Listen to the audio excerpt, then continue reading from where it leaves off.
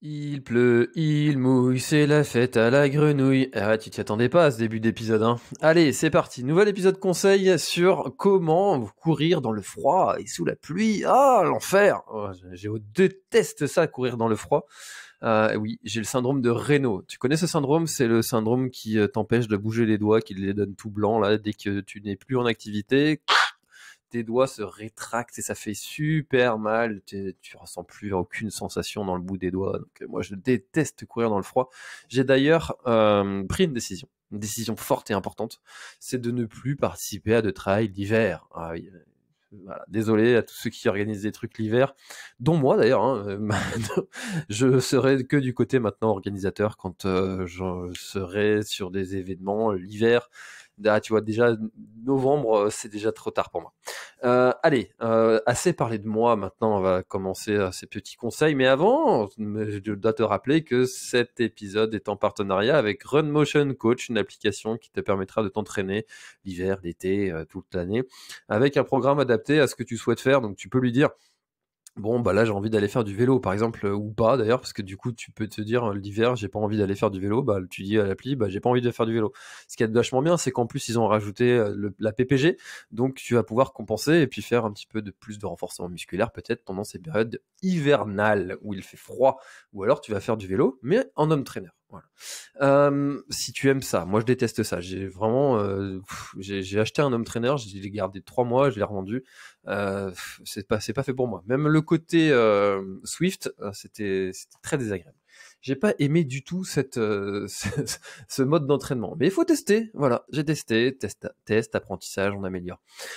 Allez, déjà courir dans le froid sous la pluie. Je trouve que courir sous la pluie, tu vois, quand il fait nuit, tu vois, il y a un côté aventurier, il y a un côté guerrier un peu. Tu vois, c'est les gens qui sont dans leur voiture et puis qui te regardent et puis qui doivent se dire, waouh, lui, ouais, c'est un sacré là, oh la vache, ouais, il est motivé, hein. Parce que moi j'ai la flemme, hein. Et c'est peut-être eux qui ont raison, hein. Non, c'est pas eux qui ont raison.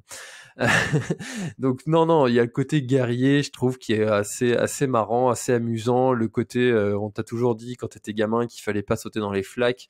Euh, tu vois, le fameux Renault a sauté dans les flaques pour la faire râler, bousiller nos godasses et se marrer. Donc là, eh ben t'as le droit. Tu vas vraiment te mettre dans une situation totalement inconfortable, courir dans le froid et sous la pluie. C'est pas quelque chose d'agréable. Faut pas se mentir. On préfère aller courir par un temps plutôt doux avec un soleil qui est joli, ou couchant, ou qui se lève, ou vraiment très au zénith. Enfin, bref, moi je préfère, ouais, on préfère ça. Enfin, la majorité des gens préfèrent ça. N'empêche que si on veut progresser, si on n'est pas en mode de coupure annuelle, eh ben, il va falloir aller s'entraîner quand même pour préparer ses futurs objectifs. Et donc, il va falloir avoir un équipement qui va être adapté à cette épreuve que de courir dans le froid et sous la pluie. Comme je dis à mon fils tout le temps, il n'y a pas de mauvais temps, il n'y a que des mauvais équipements. S'il y a des gens qui arrivent à traverser le Groenland ou aller faire des aventures comme notre ami Jonathan Labarre, avec qui j'ai enregistré un épisode qui est publié sur le podcast récemment, et que c'était notre deuxième épisode, eh bien, tu vas devoir avoir des équipements qui vont être adaptés. Alors déjà, quand on dit aller courir sous la pluie, on pense souvent à avoir des chaussures, que les chaussures Gore-Tex sont des chaussures qui vont permettre de ne pas avoir les pieds mouillés et garder ses pieds au sec et au chaud. C'est pas forcément une bonne idée parce que le Gore-Tex c'est une membrane qui permet d'évacuer, en théorie, hein, d'évacuer la transpiration par la vapeur et qui évite de faire rentrer l'eau enfin l'eau liquide ne rentre pas mais la vapeur peut sortir. Bon, en réalité, tu vas surtout baigner dans ton jus et tu vas avoir tes pieds qui vont être dans une situation humidistiquement élevée. Tiens, j'aime bien inventer des mots dans ces épisodes conseils. Donc la chaussure Gore-Tex, c'est pas une bonne idée. Peut-être que sur les trails blancs, ça le sera un peu plus, donc les trails dans la neige, avec un système de guêtre pour vraiment éviter que tout rentre si tu es vraiment dans des situations où tu vas avoir vraiment froid pendant longtemps. Bon là d'accord, mais le petit trail hivernal, la séance de running d'1 heure, c'est pas grave si t'as les pieds mouillés. L'important ça va être de bien sécher ses chaussures et puis de ouais, prioriser ça. En fait, c'est pas grave d'avoir les pieds mouillés. Bon, pendant une heure, c'est pas là que tu vas choper toutes des ampoules, ou alors c'est que ton combo chaussettes-chaussures est déjà de base pas adapté. Si tu vas aller sur un trail qui est plus long, typiquement lors du Grand Raid du Finistère, là, il y a plein de coureurs qui ont eu des problèmes de pieds parce que là, ils ont eu un orage et que ils ont eu les pieds mouillés pendant longtemps.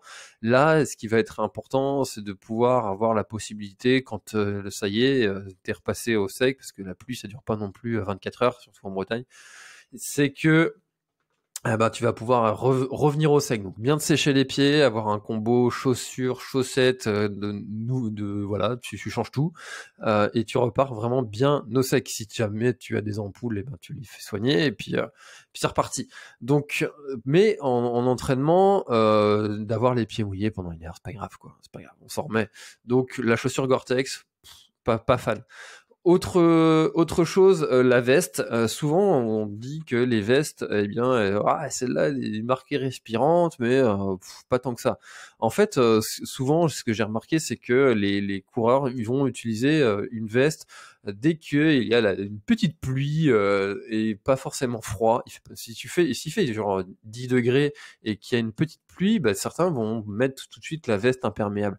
Sauf que la veste imperméable, elle est faite pour résister bien souvent à des conditions météo qui sont beaucoup plus drastiques que ça. Tu vois, quand j'ai utilisé ma veste Simalp Storm Pro 3, non, à l'époque c'était la 2 que j'avais. Sur le GR20 et qu'on avait des rafales de vent à 120 km/h et de la pluie qui était à l'horizontale et qui nous fouettait, j'étais bien content que cette veste ne soit pas si respirante que ça. Et si ton équipement, tu l'utilises dans ces conditions-là, rafale de vent, 120 km/h, grosse pluie, et que tu l'utilises aussi dans une météo où il n'y a pas forcément de vent, il fait 10 degrés, c'est qu'un petit crachin, tu comprends bien que ton équipement, il va pas réagir de la même façon, il est pas fait pour la même chose. Encore une fois, il n'y a pas de mauvais temps, il y a que des mauvais équipements. Donc, si tu vas utiliser cette même veste dans ces deux situations-là différentes, c'est normal que dans une situation, elle te protège, et dans l'autre, elle te donne chaud. Donc, tu comprends bien que la veste, il va falloir l'utiliser vraiment dans des conditions météo qui sont vraiment dégueulasses. Et encore une fois, tu vois, si tu regarde dehors, qu'il pleut et que tu mets ta veste, mais que tu as que une heure d'entraînement, c'est pas grave en fait d'être mouillé. Tu peux très bien aller courir en t-shirt. Alors au début, ça va pas être agréable, tu vas avoir un peu froid, mais très vite en fait ton corps va se réchauffer et puis bon voilà, ça y est, t'es mouillé. Tant pis en fait. Tu rentres à la maison après et puis t'enlèves le t-shirt, tu vas sous la douche et hop, c'est oublié. Donc la veste de trail et puis la veste imperméable, c'est vraiment à utiliser dans des conditions météo qui sont pas favorables du tout. Et donc c'est pour ça que souvent là, mais bon après c'est très marketing aussi. Les fabricants, ils ont compris que vous vouliez, chers auditeurs et puis chers sportifs, des vestes qui sont à utiliser dans toutes les conditions possibles et imaginables. Donc, ils vont mettre des indices de respirabilité qui vont être hauts, et puis comme ça, vous avez l'impression de pouvoir utiliser la veste tout le temps. Personnellement, je préfère avoir une veste qui me protège quand je suis vraiment dans des conditions météo qui sont vraiment dégueu, que d'avoir une veste respirante sous un petit crachin. Alors après, tu peux avoir plusieurs vestes, si tu veux. Voilà. Bon, mais moi, je préfère partir en t-shirt, même quand il pleut un petit peu, plutôt que d'avoir trop chaud. Aussi, la pluie, ce que ça va faire, c'est que ça va favoriser les frottements. Donc, ce que tu peux faire pour éviter ça, c'est tout simplement mettre de la crème Nog, parce que surtout au niveau de l'entrejambe, quand tu vas avoir des rougeurs à l'entrejambe, et ça peut arriver assez vite, hein, même quand tu pars que pour une petite sortie d'une heure. Bon, tu peux mettre soit de la crème Nog, soit de la vaseline. Ça, c'est quelque chose aussi que tu peux faire. Ça va te permettre de passer quand même un meilleur moment et d'éviter tous ces frottements. Souvent aussi, ce qu'on oublie, c'est que quand il pleut, on est moins visible de la part des autres usagers, et donc ce que je vous invite à faire, c'est de mettre un maximum d'équipements de visibilité, pourquoi pas d'avoir une petite LED rouge à l'arrière de vous qui va vous permettre d'être visible de façon plus intense pour les usagers de la route. Donc faites attention à vous, mettez des équipements de visibilité qui vont être un peu plus importants, surtout si on met la nuit en plus de ça par là-dessus. Donc faites bien attention à ces équipements de visibilité que vous allez devoir mettre pour permettre aux coureurs de vous voir. Un petit truc aussi qui est vraiment pas mal, moi j'ai toujours, très souvent une casquette. La casquette, la visière en fait, ça va te permettre de courir, dans la pluie, sous la pluie, bien plus facilement parce que, en fait, la visière qui sert à l'origine pour le soleil, et là, ça va te faire un petit peu ton petit parapluie, ton mini parapluie de visage, et de l'eau surtout l'eau va pas arriver dans tes yeux.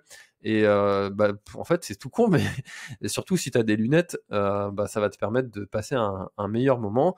Donc, encore une fois, retenez bien cette phrase, il n'y a pas de mauvais temps, il n'y a que des mauvais équipements. Et si tu ne veux pas aller courir dans le froid et dans la pluie parce que tu as peur d'avoir froid, tu as peur d'être mouillé, c'est peut-être juste que tu es mal équipé. Donc, vérifie bien que ton équipement est adapté et tu vas voir, après tu auras un petit côté guerrier, et puis il y a le côté, la petite satisfaction quand tu reviens d'un entraînement sous la pluie, que tu as pris ta douche et puis que tu entames ta journée, ou que tu vas aller pouvoir te mettre gentiment au coin du feu ou manger ta petite soupe, eh bien c'est tout de suite très très agréable. Voilà, si tu sais pas quoi faire comme entraînement, télécharge Run Motion Coach. Premier lien dans la description pour avoir les réductions adaptées en fonction du plan premium que tu prendras. Directement en cliquant sur le lien, tu auras les réductions. Moi, je vous dis à tous un très bon entraînement. Il n'y a pas de mauvais temps, il n'y a que des mauvais équipements. C'était François, bye bye!